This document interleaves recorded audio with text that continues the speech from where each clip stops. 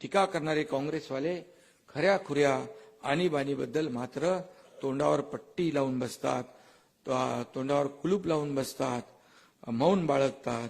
ज्यांनी आणीबाणीच्या नावाखाली संविधानाचाच गळा घोटला तेच आता संविधान खतरे में आहे असा गळा काढतात. याच्यावर काय म्हणायचं. परमपूज्य बाबासाहेबांनी दिलेलं संविधान हे उठता बसता दाखवतात. संविधान बदलाचं फेक नॅरेटिव्ह पसरवतात. मतांसाठी कुठल्याही थराला जाण्याचा प्रयत्न करतात. याला संविधानाला खऱ्या अर्थाने मगाशी आपण पाहिलं की मोदीजींनी संविधान डोक्याला लावून नंतर संसदेमध्ये प्रवेश केला, परंतु यांना संविधानाला स्पर्श करण्याचाही नैतिक अधिकार नाही आहे असं माझं मत आहे. पण तरीही त्यांची दुकानं चालू आहे. ही कुठली छुपी आणीबाणी. आणि म्हणून आज सोशल मीडियावर उलटसुलट टीकांचा महापूर होतोय. शिवाय शाप देखील टनावारी दिल्या जात आहेत. वृत्तपत्रातही भरपूर टीका होते, न्यूज चॅनल्सवरही बेसुमार टीका होते.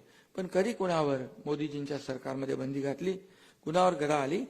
आता पंतप्रधानांचा काँग्रेसचे राहुल गांधी तर परदेशात जाऊन देशावरही टीका करतात, प्रधानमंत्र्यांवर देखील एकेरी बोलून टीका करतात.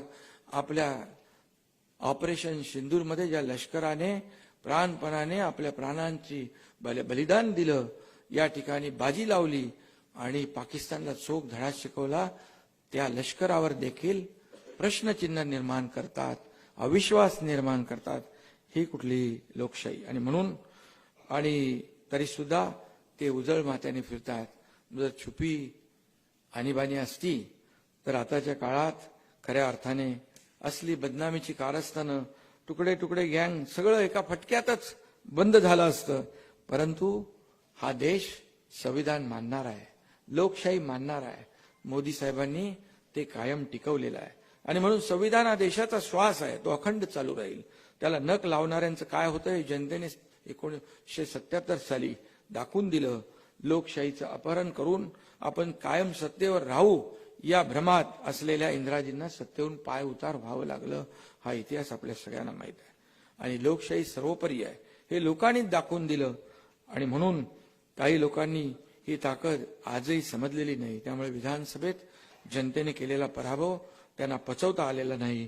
कधी मतदान यंत्रावर, कधी मतदारांवर आक्षेप घेत असतात. खरं म्हणजे त्यांच्या बुद्धीची कीव करावी वाटते. आणि म्हणून मी पुन्हा एकदा सांगतो, आणीबाणीचं भयंकर स्वरूप ज्यांनी अनुभवलं ती पिढी आता 60 उलटलेली, काही तर 70-80च्या पुढे गेले आहेत. आणीबाणीच्या तुरुंगवास आणीबाणीत भोगलेले बरेच नेते आज हयात नाहीत. एका व्यक्तीचा उल्लेख मी या ठिकाणी आवर्जून करेन.